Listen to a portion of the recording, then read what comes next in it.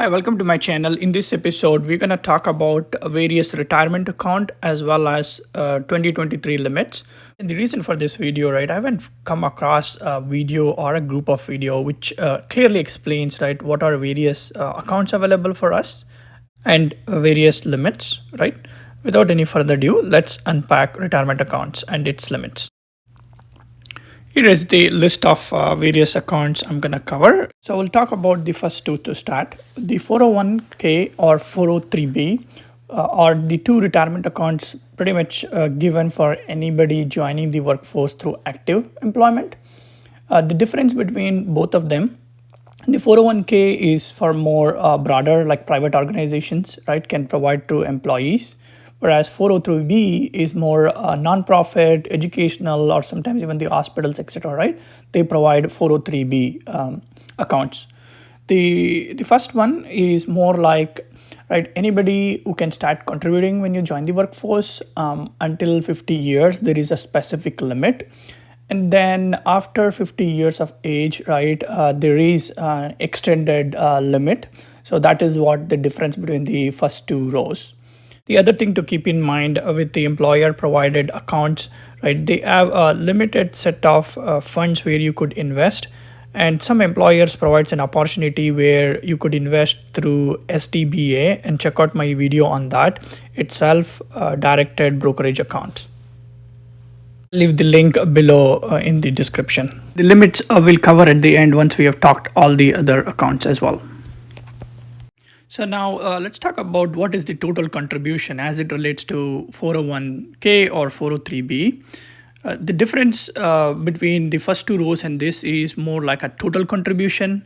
The first one is just the employee contributing towards those accounts, whereas total contribution, it includes employee plus the employer, and the limits are extended, right, because the employer can add more to the account as well.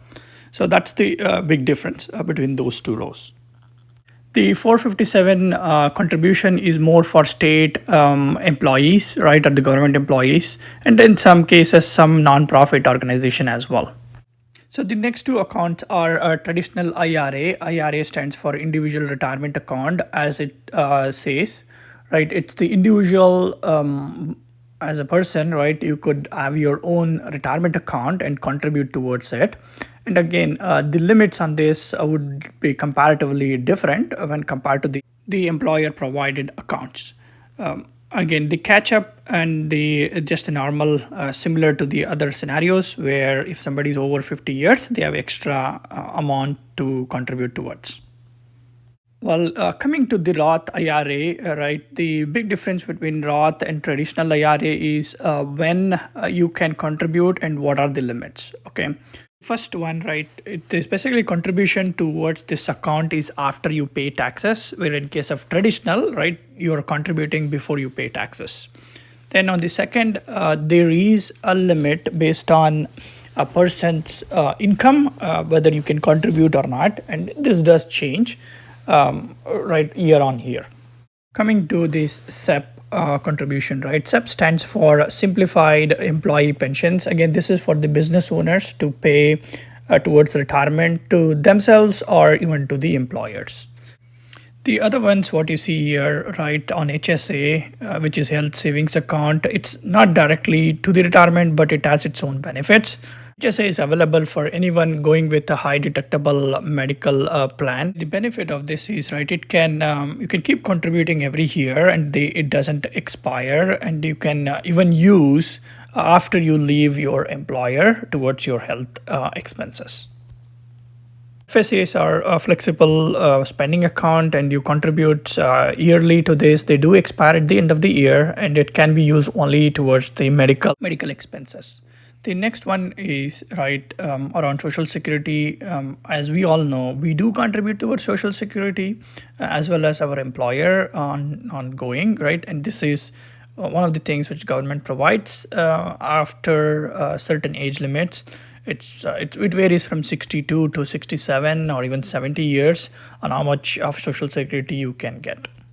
With that, right, we have covered pretty much all the accounts, what is listed in here. And now let's look at what are those limits as we enter 2023.